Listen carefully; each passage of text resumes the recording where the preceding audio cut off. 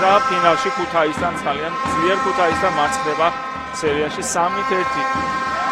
ამასო გაფუჭა და მეორე გამოიყენა გოგიჩაიშვილმა.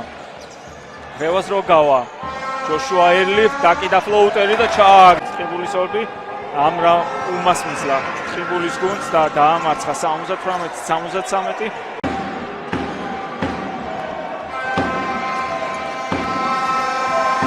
ერლი მოძებნა ერლის სროლა ზუსტდა გოგიჩაიშვილი